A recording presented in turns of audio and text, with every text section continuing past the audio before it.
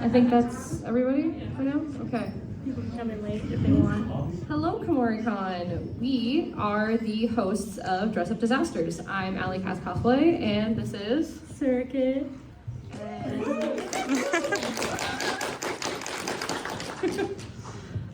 So we've got some fun stories for you today. So this is how it's going to work. We are going to tell a few stories and then leave the floor open for you guys to tell us your con horror stories or cosplay horror stories. And keep in mind, this is a live recording for our podcast, because we do have a podcast, which you can watch on YouTube and Spotify and all other places where you find your podcasts. And Amazon, and Apple Podcasts, and Podcast Index, and RSS feed, and think of a podcast network and we're probably on it. We decided to cover all of the bases, everyone. And this is also all ages, so keep your stories PG. And at the end, if you tell a story, we do have some Canadian candy for you, some rockets that will confuse the Americans, because we're Canadian. All right, so we'll get started. First, what the fuck is a dress-up disaster? Keep it PG, us swears. Asking me not to curse occasionally is like asking the Hey, not we're to. Canadian. You get one swear in PG-13 movies. We get one F-bomb. No, wait, I mean two. You just gotta wait for like the 1 minute at the start of the YouTube channel. Exactly. Yeah. So basically, we are a pretty new cosplay and convention-related podcast hosted by us to reminisce in what cons were a decade ago when we started, be excited about what they are now, and laugh about those mishaps that happened to those in this wonderful, creative hobby that we share. Those who said the life of a cosplayer is glamorous has never lived the life of a cosplayer, and we are here to prove that this morning. So first off, we have a story fresh out of yesterday evening. Oh yeah, we got to start our Kumoricon with a doozy. I like to call this story a circuit and Alycas and a lesson in manifesting. So for reference, of course, Canadians. Denny's in Canada is a much different environment than it is here. I don't know, man. Yeah. So we get to con, and we're like, hey, we want food. And we would have, our first thought would have been the Red Robin, but the last time we were here, Red Robin gave everyone in our room, made them sick at one point this weekend. So we're like, you know what, we're not taking that risk again. But there is a Denny's right next door. And of course, there's that viral meme of fighting people in the Denny's parking lot. So I, enter the Denny's parking lot and I go, oh my gosh, I'm in a Denny's parking lot. Who's gonna fight me? Ah ha ha. This is the subtle foreshadowing meme in full play. And not only that, but on the walk over, I'm also reminiscing with my friends and my partner the last time I was nearly hate crimed in a diner. This will become, I think you all know where this story is going at this point. Was this in Seattle? No, this was across the street. This is down the street. So we get into the Denny's, and we get seated at the Denny's, and the lovely waiter takes our drink orders and brings us our drinks. We're there maybe 10 minutes before this woman comes by and lingers at our table, leaning over to one of our friends, who has like these really nice dreads going on, and they're like, hey, can I ask you a question about your hair? About like how they get their hair so nice. And it's polite enough. And then the conversation just keeps going. It's like a train wreck happening in slow motion. Like you're watching as this lady's becoming more passionate.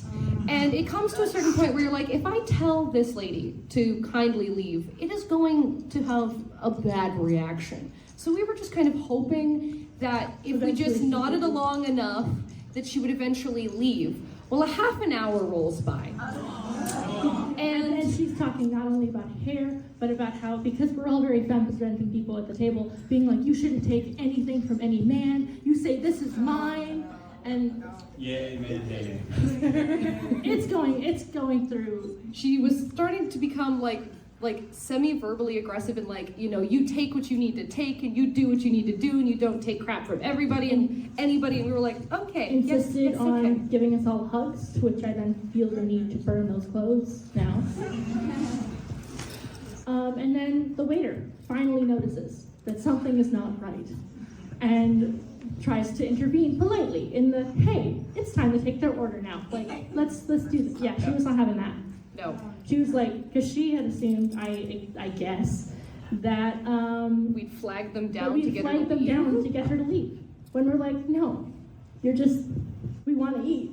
We just want breakfast at 4 in the afternoon. We left Vancouver, Canada at 7 a.m. yesterday. We drove all the way here. We got to our hotel. We dropped everything off. This was the first time we had eaten since breakfast. We were hungry. It was like 4 o'clock at this point. We were like, please, we just want to eat. So the waiter is trying his best to get her to leave us alone. The manager has to come up. She starts losing it. I'm sure she used every single swear word she knew. And slur. Every slur, every swear word, everything. Directed at us. God bless America. Directed at the wait staff, the kitchen staff, the security that eventually stands outside waiting for her to come out. My partner and our friend who she originally came over to talk end up having to step outside because, you know, social anxiety and confrontation is never a fun mix. And she finally eventually leaves. And it takes us another hour to actually order our food for real. And at this point, We'd spent 2 hours in that Denny's. just sitting there with our drinks and a freaking prayer, man. Like, the thing that really got me about it was that no one else in the Denny's stood up. Like, there were like some older, large white men that could have easily stood up and been like, hey, I'm gonna use my like privilege or whatever to be like, hey, can you leave or something? Or just to stand up. Like, we're all young looking, femme presenting enough people. And it's like, all the, you know, because they always say on the internet, if something happens, I'd protect you. You don't need to worry about it. And I'm like, One guy clapped, but that's about it. And there was a couple other people sitting. Yes. Were you compensated at all for that? We got free drinks. Yeah, we got our drinks. They also missed my bacon. They didn't give me the bacon. I got charged for it, but I didn't get it. Boycott Denny's, not actually. Yeah. So you can travel further south and try Waffle House. No, I've heard the stories of Waffle House. Those legends have made it to the northern lands of Canada. The land of free. Wait, stop there, we'll fight them. Okay, you know what? I'm here for the plot. What I'm hearing is don't go to the Denny's after the coffee. Yeah. At least be careful. The staff were lovely, The though. staff was lovely. The waiter that we had was like, I was a dishwasher for 10 years. I just got promoted to waiter 2 months ago. Like, I'm sorry. And you were like, don't worry about it. Don't worry about it, fam. We're sorry.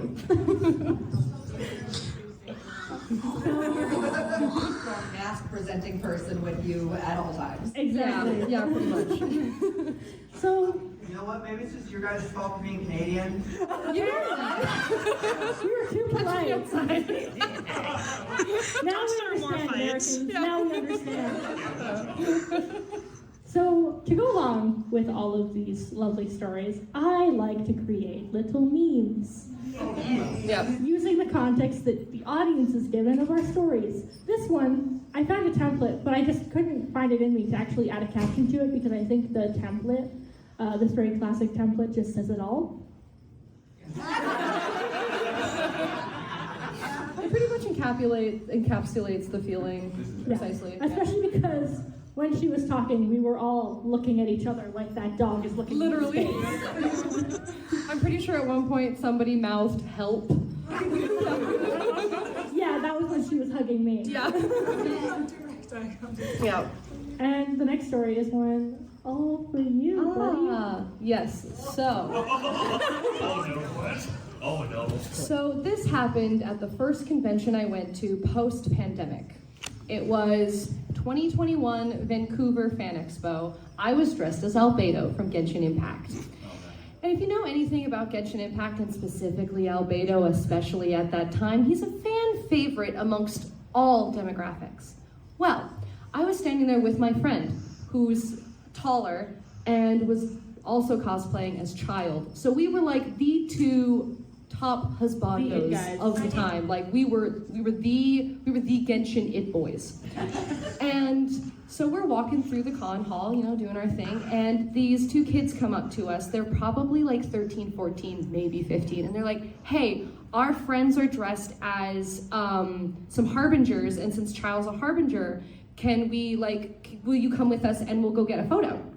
And we were like, yeah, sure, why not? That sounds fun. And so we walk along with these kids, and they were dressed as Genshin characters. And then slowly, it's like every child or young teenager at the con saw us and just started congregating. And so we ended up in the middle of about 20 children dressed as Genshin characters, unable to leave. So we're walking around this con, my friend and I are holding on to each other, and we're like, what the actual heck is going on? We couldn't leave because they were like all around us, and there's like a gaggle of 20 children, and we're just like, okay, yeah, fair enough. And then like I have like social anxiety and I have anxiety, and so I start having a panic attack because I'm like, I'm trapped. I can't get out of here. I don't know where we're going. I don't know any of these people. So we see our friends. And then I like run. I literally like bust out of these children and I just run. I take off, find my friends, and then while we're trying to exit the convention center so I can go stand outside and quietly have my like little panic attack, people kept stopping us, being like, oh, Albedo, my husband, can I have a photo? And I'm like, so my friends had to like box me in again so that way I could get outside. This story does have a funny ending though, because I had not met this one yet, and they were dressed as Levi from Attack on Titan. And stand up, please. They are 6 feet tall. So I saw a Levi cosplayer and went, ooh, tall Levi. And they happened to take a photo with a friend of mine that was there. And so like for the next 6 months, I see this, I see that, I'm like, oh, that's fun. And then now we live together, so, you know. Good things can come from bad things. Ginseng cult sacrifice. Yeah.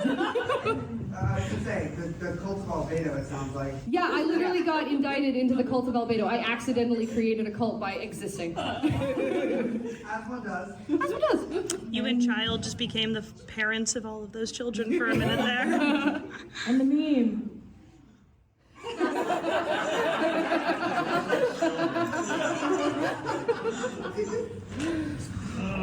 The next story is one of mine. Freaking English. SkyTrain creeps. Who here is familiar with the SkyTrain system in Vancouver, Canada? Okay, there's a couple. So for those of you who don't know what the SkyTrain is, it's pretty much what it sounds like. It's a lot like the cable cars you see outside, except suspended about 50, 100 feet in the air. And there is a station for it that gets out right in front of the convention center. So a lot of people going to the con will take that from across multiple cities because it spans like the entire greater Vancouver area, which encompasses like Richmond, Langley, Surrey, the whole, Burnaby, everywhere. So I am, I'd say 16, maybe 17. This is the height of Yuri on Ice. So I am dressed as Victor Nikiforov from Yuri on Ice in his pink skating outfit with the very, very open shirt, to which I have the open chest binding, whole nine, and I get on the SkyTrain to get back home. I'm with my grandmother and one of my high school friends. And to note about the Vancouver Convention Center is it is right near BC Place, which is where the BC Lions play their football games. And this convention was also in football season. Yeah. It was also the same weekend as Vancouver Pride. So you can imagine. Wait, are we talking American football or football? We have an American football league, like we have like an NFL in Canada. Ah. Yeah. Or the CFL, yeah. Yes. The one with the oblong brown thing. So I get on the SkyTrain, and it's a vast variety of colorful people. And I notice across the SkyTrain car, which is probably They're like 8 feet across. Yeah. 8 to 10 exactly feet the same across. length as these tables Yeah. here, maybe a bit more. And I see from across the way, there's an old man, old enough to be my grandfather, just staring at me. Just watching, not doing anything, just looking. And I'm on the SkyTrain, and I'm waiting to get off, because I have to go from one end of the line all the way to the other. We finally get off. Now, for those who are not familiar with the character Victor Nikiforov, he has white silvery hair, which of course I had a wig to match. Now, this story is probably the most on the verge of not being appropriate. So we get off the SkyTrain. Reminder, I am 16 and with my grandmother. I step off the SkyTrain and he follows. And he walks up to me, and I think maybe he's asking for directions. Who knows? Maybe he's asking if there's an event happening, because that never happens when you're in costume. And he goes, "Do the curtains match the drapes?" Nice. I'm sure you all know what that means. For the rating of this panel, I will not describe what that means. I'll leave that up to your imagination. And my grandmother overhears this. And I think Granny's gonna start swinging. So I just ignore, because that's all you can do. Because, people like that, typically, if they're bold enough to say something, they're not quite bold enough to touch. And that's, as long as you don't touch me, I don't give a shit. I don't care. But my grandmother doesn't know that. And it's already a crowded SkyTrain. So I drag her down the stairs while she's yelling profanities at this man. Which he deserves, absolutely. Let's go, Grandma! Yeah, let's go, Grandma! Yeah, wait for the grandma. Pour one out. W's in chat, boys. Yep. And eventually I drag her out and back to the car. And she's like, "What the heck was that about?" And I go, "I don't know. I just live here." That's a regular occurrence in Vancouver, unfortunately, as a cosplayer. I have more SkyTrain stories, but for the sake of time, if we have time, I will save them for the end, or I could tell them in the hall after we're done to interested parties. But now, for the me.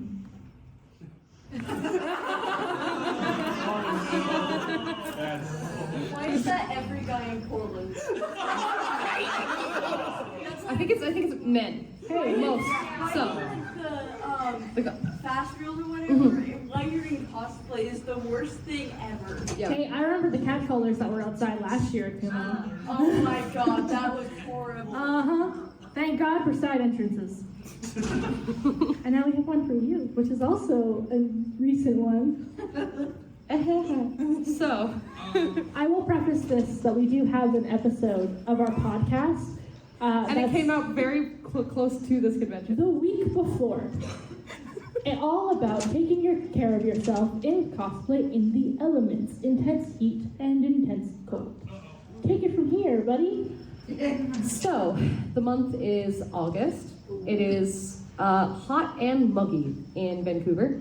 And there is a con, Any Revo, that happens. It's by waterfront, so it's a little cooler around there, but it's still like hot and muggy, yeah. And for anybody that doesn't know, a lot of Canadian buildings are built to trap heat instead of like keeping instead of vacating it, because we have really cold winters and really long winters.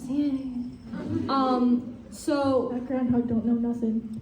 I meant to bring cosplays that were more weather appropriate. Unfortunately, the most weather appropriate cosplay I ended up wearing that weekend was Sasuke from Naruto. Shippuden specifically, the gray shirt with the weird butt skirt thing he had. Butt cape. Butt protection. Gotta protect that ass.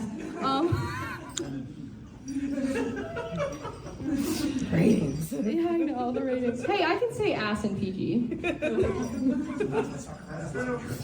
So, the con starts out pretty okay. Like, it's really, really sunny that weekend, and it was a bit muggy, and we had, I believe, what was it, like 70 or 80% humidity without a cloud in the sky. Absolutely atrocious. It was, yes, it's Canada, but don't forget, it's very close to the border.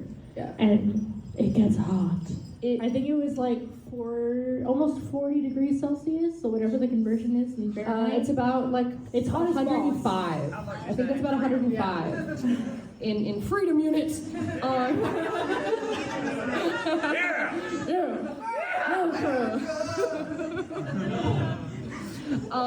So it was hot and it was very wet, but there was not a cloud in the sky. So it was just wet with nowhere to go. And inside of the convention center, they did have AC going. You couldn't feel it though. It was almost as hot inside the building as it was outside. It was actually more refreshing to be outside where there was a gentle breeze than it was to be inside. Yeah, It's like especially 5 degrees because cooler inside than outside. especially because the Vancouver Convention Center, it has walls of just windows that face the sun. Yeah. So it bakes you like a greenhouse. Yeah. And that wall is also where they put all of the lines for panels and events. Yep. Yep. And then they put like the artist alley and everything in the basement. Not like WasabiCon. Not like that. It's like a an nice actual- basement, but it was still hot. Yeah. But What's was up? it hotter than the rest of the convention center? I actually was all spent very little horrible. time downstairs because I would walk in and the sea of sweaty bodies made me go, you know what, this ain't for me. This ain't for me, dog. So I make it through the convention and we actually ended up doing this panel also at the convention, and by that point I was fading fast. I had a headache, I was feeling a little dehydrated, but I like drank water, like I'd taken care of myself. To heat exhaustion. And so like I was holding it together, and then basically as soon as the panel was done, it was like everything inside of my body just shut off. I was but a husk of a person. I was like delirious levels of heat exhaustion. It hit me like a truck. And so we are driving home. So we live about an hour, 15-minute drive from the Vancouver Convention Center. So we had to drop off a friend, and then I was like so hungry at that point, but I couldn't like formulate thought very well. And so I'm trying to direct us to the one fast food place that I knew where it was in the area that we were. So we're driving down the road and they're like, what direction? I'm like, turn. We're in a roundabout. We're in a van. I'm all the way in the back and I'm like this. Full costume. I think the wig was half on, half off. I don't know. I have fragmented memory, honestly. I was so delirious. Yeah, I have the best recall of the events that followed. So I'm in the front passenger seat. My mom, who also came to the convention, is driving, and Alycas here is in the back. Leaned all the way, head all the way back, eyes closed. Trying to direct my mother, who does not know where in the world she is, to the nearest McDonald's. I just wanted some chicken nuggets. And we go, where do we need to turn? I look back, and they go, this way. I think.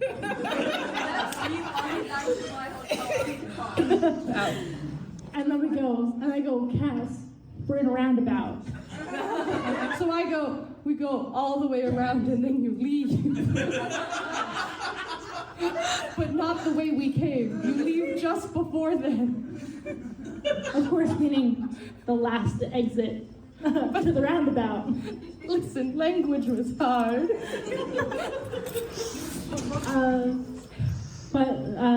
No, because then we had to go through the roundabout, and then there was another light we had to turn at, and then we had to getting into the parking lot of that place. The was parking really lot of that difficult. McDonald's might as well be another goddamn It was roundabout. a maze to get in there, and so everyone's stressed, and I'm just in the back a puddle, and I'm like, nuggets. And then when we get to the drive-thru, they're like, what do you want? I'm like, nuggets. They're like, a meal, a drink, what? I'm like, yeah. Yeah. I did end up going to the con the next day. Not Sunday though. Not Sunday. And I had heat stroke so bad on like the Saturday that I like went up to one of the like coffee places and asked for a cup of ice, and I just kept dropping ice chips like down my shirt to keep me cool. Yeah. So take care of yourself in the heat, you guys. Drink lots of water. Water, Don't wear eat like food. thick layered costumes. And now the meme, which is one of my personal favorites I created for the slideshow. I just want my baby nuggets. Yeah.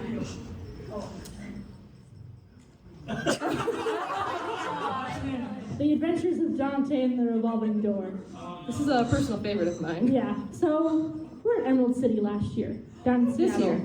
This past year, yeah. Yeah, it was this year. Okay, yeah. It was this March. Yeah. Did you buy any after me? No. Oh, fine, 'cause I was But, so we're staying in the Hyatt Regency, which has these big revolving doors that work as front doors. Now, for those who aren't familiar with the Hyatt Regency and Emerald City Comic Con, they frequently use that for the guests. So you can run into different guests in the elevators or just walking around. It's common. Exactly. Literally around across the road from here. Yeah. Yeah, exactly. Yeah. Exact same kind of deal. Exactly. So we're on our way out of the convention in the morning to go to con, and they have these signs next to the revolving door, being like, "Hey, no more than 2 people per slice of the revolving door pie, please, or it won't turn." Now we ignored that, but so did Dante Bosco. Right after he had walked into the hotel, we passed him. This one goes, I think that was Dante, or like looks back, I think that was Dante. I think that was Prince Zuko, you guys. yeah. And so we're like, ha ha ha, walking in. That's so funny. Guest hotels. Oh yeah, wow, Dante Bosco, woo. And then we're in the revolving door, and it won't move. And I turn around and go, wait, that was Dante Bosco. There's more to the story that I don't think that Alycas here noticed. So the revolving door turned most of the way. So we're almost entirely enclosed in the glass tube in between both the exit and the entrance of the revolving door. Cry. Yes, but there was a sliver about this big leading into the hotel and the start of this glass tube. It's about a foot in freedom units. Yes. Now, Dante Bosco is behind all of us, and I turn around just soon enough to see this man squeeze himself out of the revolving door. As I turn around, as I'm turning around, going, was that Dante Bosco that we saw? And he like goes in because there's like actual There's push regular doors doors, yeah. on either side of the revolving door, Yeah, and he so like I looks watched at us like Yeah. as he's walking through, and I'm like, Yeah, because we watched him squeeze out, go around, because it's all glass. It's all glass, so we watch him squeezes just, like, out with his stare at us. backpack, goes around through the door and out into the parking lot, and just is like, what? It's very much like that Umbrella Academy meme with the 2 cars going in the same direction. Yep. Very much like that, but we're stuck inside a revolving door. I would have a panic attack. We did get out. yeah. We made everyone. I would start freaking out and actually crying.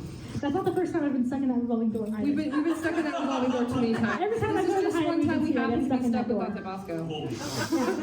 So that's the story of getting. What I'm hearing is you need to stop using revolving. You know what's fair? But they have so But much novelty. then the doors win. Yeah. Exactly. Anti-door, anti-establishment, anti-capitalism. I don't know. Another meme. Types of headache, migraine, hypertension, stress, and Dante Bosco stuck in a revolving door. Also, y'all know him as Prince Zuko. I know him as Rufio. You're not. Rufio. Yes. Now, Cass, Can you tell us the tales from your TikTok comments, please? Okay, so this is the time that I got canceled for being minor coded. Now, yes, you remember this. So, the year is 2021. Year of our Lord and Savior. The year of our Lady and Savior Hatsune Miku 2021. Living in your Yes. And I am cosplaying Dazai from Bungo Stray Dogs, who you might know is a adult character. He's 22. The anime is not a child's anime. It is like an adult anime. I would not suggest anyone under the age of like 16, heavy on the maybe 18 to watch it. There's a lot of, dark elements in it. That character Dazai has a lot of suicidal ideation. He has a lot of problems. He's my little baby girl, but he has a lot of problems. That's putting it lightly. Yeah. He's just a little guy. He's just a little guy. He has committed several war crimes, but we don't talk about that. He's baby girl. It's He's okay. baby girl. He's silly. What if he said sorry? He hasn't, but he did. Anyways, I have a TikTok and I was filming various videos and there was like a slightly sexual audio. It wasn't even that sexual, and I'm gonna demonstrate for the room. I turn to the side in one of the audios and I put my hand and I go like this and I go back down. And that was the most sexual thing I did in that entire video. And I had a kid come into my comment section and was like, I think it's really it's really weird that you, a child, are A, cosplaying an adult, and B, doing like sexual things. It makes me really, really uncomfortable. You should take this down. And I was like, okay, well, my age is in my bio and I'm 25. So, and the character's 22.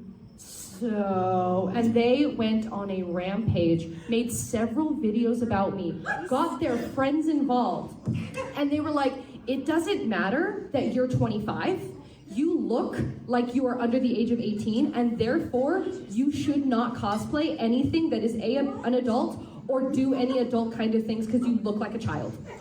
And they, it went on for like 2 weeks. Of like constantly being inundated with these children being like, you're minor coded. And I was like, I am a real person. I can't be minor coded. I was born in 1995, fight me. Yeah, literally. What do you mean, nuh-uh? It does remain one of the funniest things that's ever happened to me, because when people are like, oh, have you ever been canceled? I'm like, yeah, I have, for being minor coded. And other people's comments on yours were hilarious, though. Yeah, there were so many people going, what? Huh? My actual age. Yeah. Also, you know what's funny? Not only did I see the videos that you talked about, about topics, also a few of their videos came up on my For You. It was like a whole thing. It was like a whole thing for like weeks. It was wild. Like so many people got in on it, and they were like, and then a lot of other people were like, you can't minor code a person, like a real living human being. No. That's not how it works. Yeah. Nice. Meme time.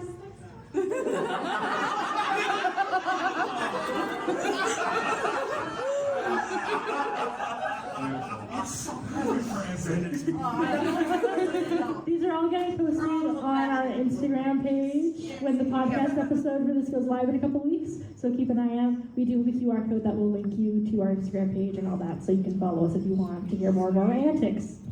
Now, the last meme we have to share before we let you guys come up with your own short and sweet stories. Demonstration mishaps. Now, this story takes place at Kumoricon last year. Where my lovely friend Alycas hosted a Patterning 101 panel. Now, they had asked me a couple weeks before, hey, I want to do some live demonstrations of some patterning techniques. Can you help me out? And I go, yeah, sure, buddy. Whatever you need. And they go, okay, cool, because I want to demonstrate how to do the cellophane and duct tape patterning method. Where you wrap saran wrap around a body part, cover it in tape, and then you could draw your patterning lines and all that and cut it out, no big deal. And I go, easy. I've done that plenty of times. I'm not scared. I should have been. This is the subtle, forecasting, not forecasting. Foreshadowing. I know words. So we're in the panel, and I go out to offer my forearm, and they wrap it and everything, and they go to start cutting it. As they're going to start cutting, they're going on a little ramble about how important it is to be safe when cutting things off of people, because you don't want to cut their skin. They go, oh, yeah, you want to be really careful, maybe get some blunt, like, first aid scissors. And I go, ow. And they look up at me and they go, did I cut you? In front of a mostly full audience. The room was like bigger than this one, I think, and there was a lot of people in it, and I was like, oh, no. Yeah. So I go, yeah, you did, but it's fine. It's cool. We're good. We're Gucci here. So they finally get it off, and it looks like it's just a red mark at first, but I am bleeding. I go sit back down, having a little bit of a laugh about this, and the audience member behind me goes, do you want a Band-Aid? And I go, yes, please. I still have a faint scar on my arm. You're just carrying my love with you. It looks more like a freckle now, but I know what it is. They know what it is. And the audience that was there that day know what it is. And now we all know what it is. And now you all know what it is.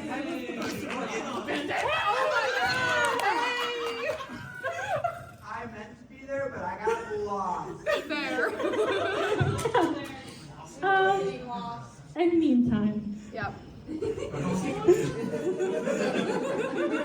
For anyone who can't read it, maybe in the back, it's of course the Gru meme, and it says, host a patterning panel.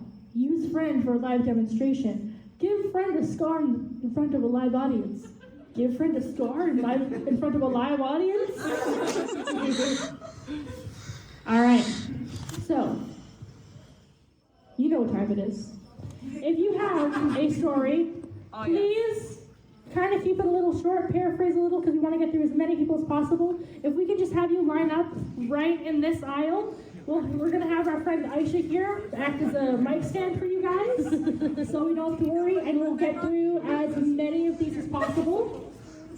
Complicated single mass. Yeah, so once you tell your story, feel free to grab a rocket here and go and enjoy the Canadian version of your American Smarties, you Neanderthals. Canadian version is better. Yeah, I agree. Exactly. So, yeah, without further ado.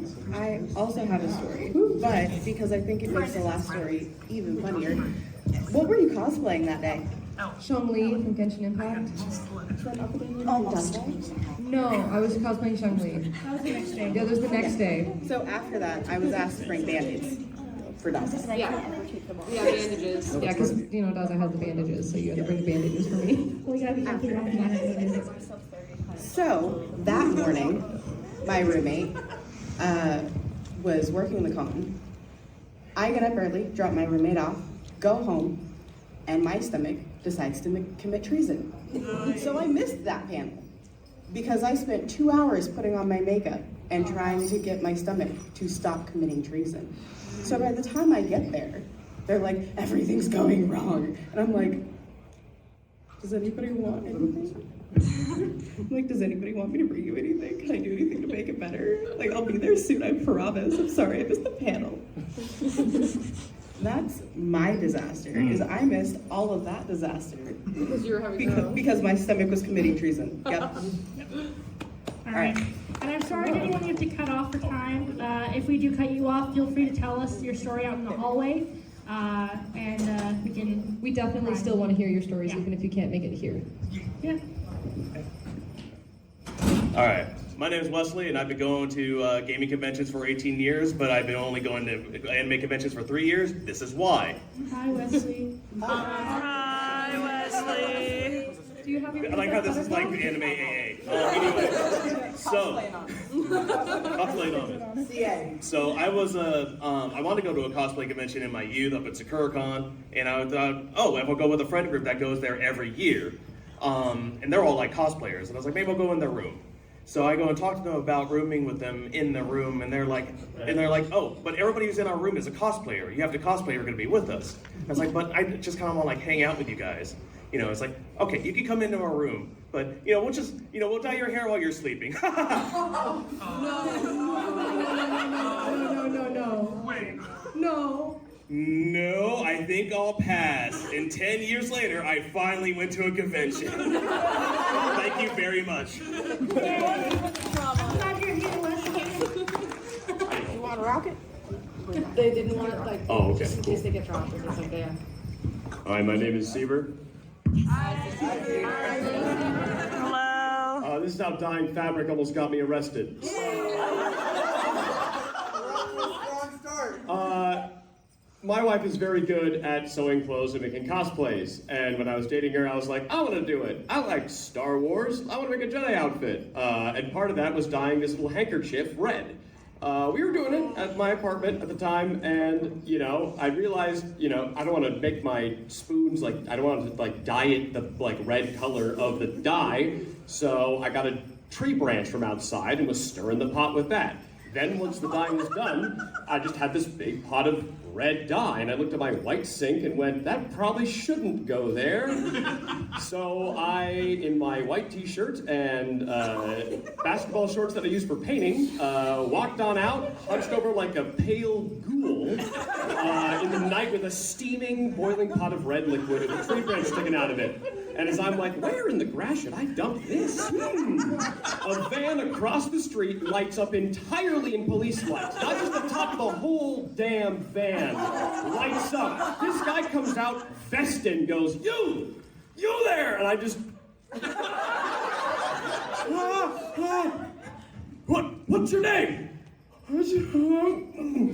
What's your name? It's Sieber. Oh, wait. You have an ID on you? No, sir, no. Shines the light on me and he goes, oh, I'm so sorry. You look like the guy we're looking for. And I'm like, you're looking for a guy? Yeah, we're looking for someone. This steam in the night sky, tree branch, red liquid.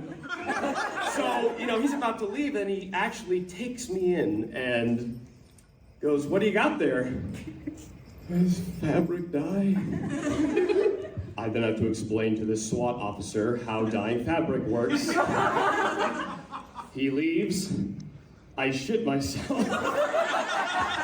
I go back into the apartment. My wife's like, where have you been? It only take that long to dye, like to dump the fabric dye? And I go,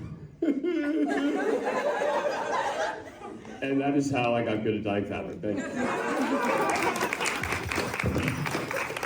Good job, Sieber. Wow. So my name's Jayla, right? And this is Hi, Jayla. Hi, I know, I'm just amazing. This is how I terrified my neighborhood by cosplaying Miku outside in the winter. So I had just got my Miku cosplay and I'm like, I want to cosplay Miku. It's snowing outside, it's pretty. So I walk outside, I'm in full cosplay. Keep in mind, my neighbors don't know I cosplay. They are outside walking the dogs and they look over and they're like, and I look at them and I'm like, hi. And they're like, who are you? Why are you here? And I'm like, I was like, I live here. Keep in mind, I live out in the country, so people owning shotguns is very common with protecting their property. And so he looks at me, he's like, who lives here? I'm like, my grandparents. And he looks at me, he's just over here like, you don't look like their granddaughter. And why is your hair so long? You don't look real. And I'm, keep in mind, my neighbors have some mental issues that we think are there. And so I look at him and I just kind of like, I take off my wig, right? And he is like actually baffled. He's holding his phone, right? He just flat out drops it in the snow, looks at me and starts utterly screaming. He just starts screaming. And so his neighbors come out, and so do my other neighbors, and I have police officers on my road. So they call my grandpa. Then later my grandpa had called me, he's like, why is everyone screaming? And I'm like, I don't know, I'm just cosplaying outside and the neighbors are like screaming at me. And he's like, okay. So anyways, Mr. Will, my neighbor, he jumps the fence and gets up in my face and he's like,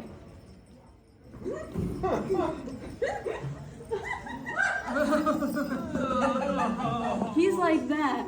And I'm like, so I take off my wig cap and I'm like, it's me, don't kill me. And so his wife comes down and his wife is like, his wife literally just brings him back inside, apologizes, gives me $20, and then I go back inside. I'm literally over here like, and that's why I will never cosplay outside again in my neighborhood.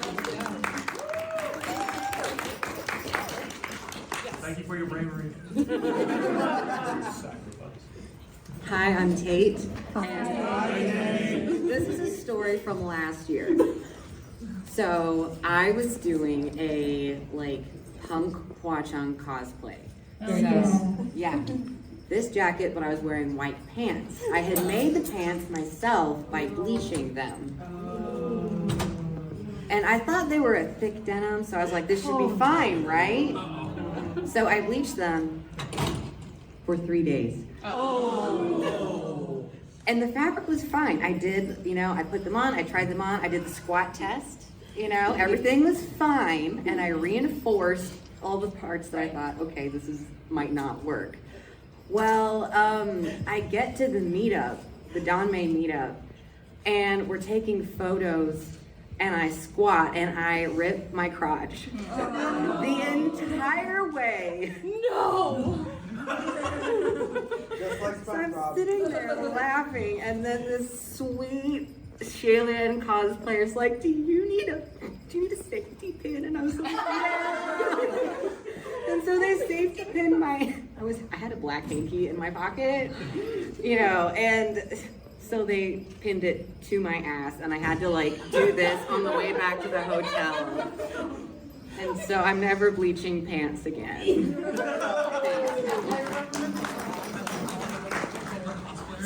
I remember you calling me, telling me to get your other pants out of the Hi, I'm Molly. Hi, Molly. People who have been coming here for a while may remember me cosplaying a young Uncle Iroh in the past. Oh, yeah. It was my first and only time making armor. I commissioned a friend who was like, oh no, I know what I'm doing. Fire Nation armor makes little sense. The collar piece overlaps in the back, but then is under the chest piece in the front. We didn't test it out while I was sitting down. I ship it to the East Coast to a con with me that I'm working staff. I go on lunch break. I sit down. It goes, boom. I have to sit here like this the entire lunch period because taking it off is going to be too long and have someone else feed me. Because I can bring my arm here and then the collar piece is like, nope. So I have someone just being like, what do you want? And I'm like, oh God, no, please, just let me melt into the corner in shame. Yeah, so make your armor good. Definitely.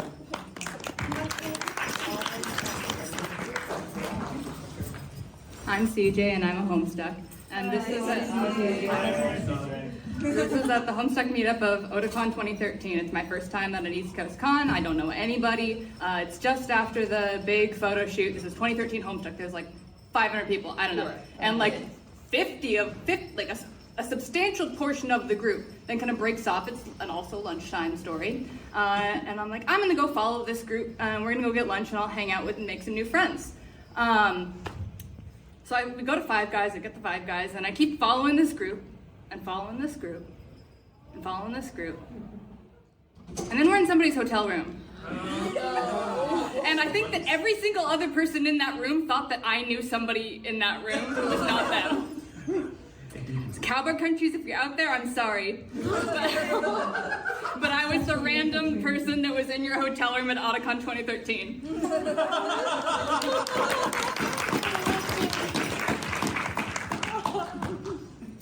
Yeah, link.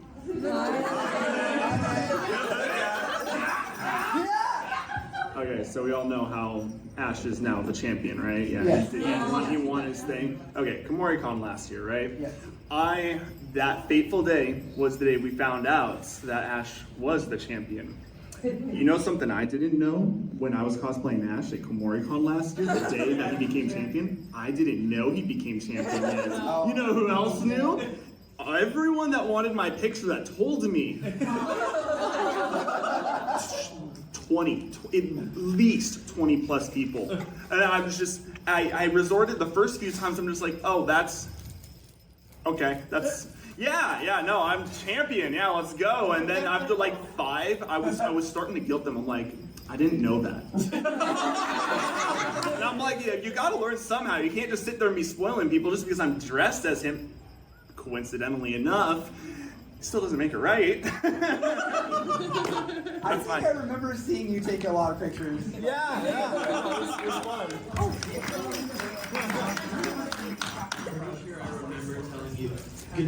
I'm Alex.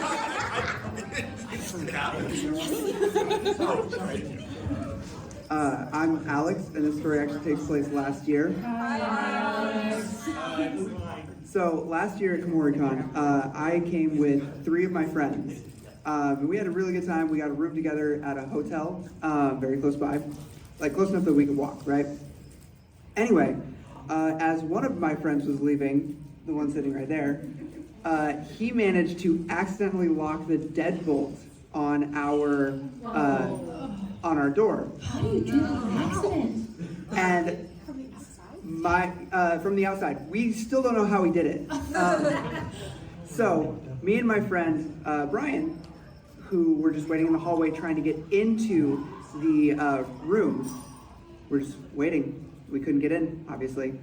We tried our key cards multiple times, and we even called like the front desk and everything, and we talked to like some people who were walking by, and I think it was about 45 minutes that we were waiting.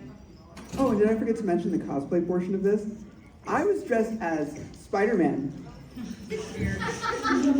So I had a bodysuit on with just some shorts. Imagine having to explain that to the hotel staff. Why I'm waiting in the hallway for my door to be unlocked, dressed as Spider-Man. This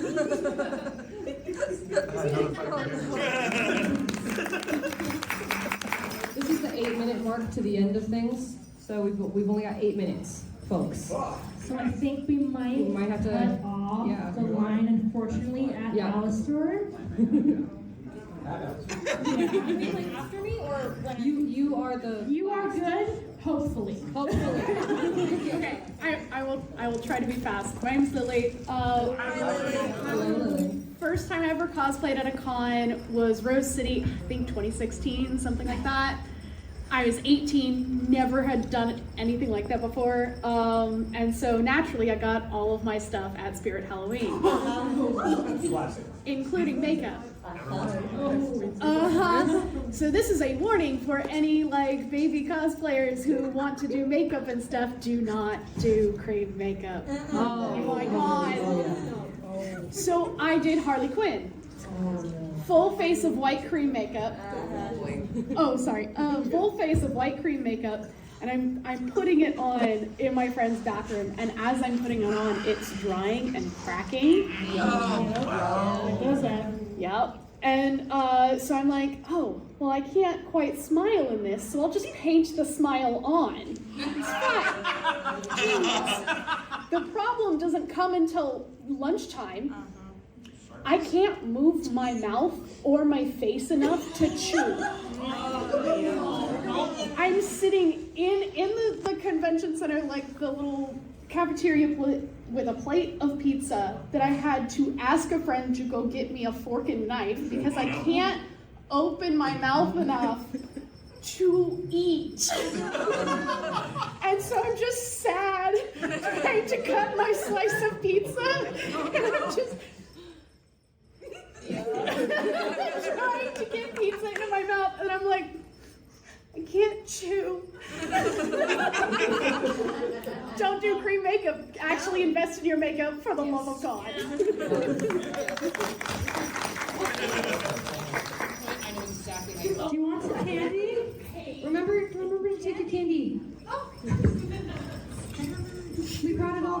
Canada. Hi, my name is Emma. Hi, Emma. And I'm also a Homestuck. The most common thing that I've had asked of me doing body paint, face paint, is similar to what happened to you, where somebody asked if all of me was gray. I had that when I was Nina one time. I was at a Walmart with my friend and his kid, and this old man came up to me and was like, "So is all of you pink?" And like did the once over of me real slow. That's it.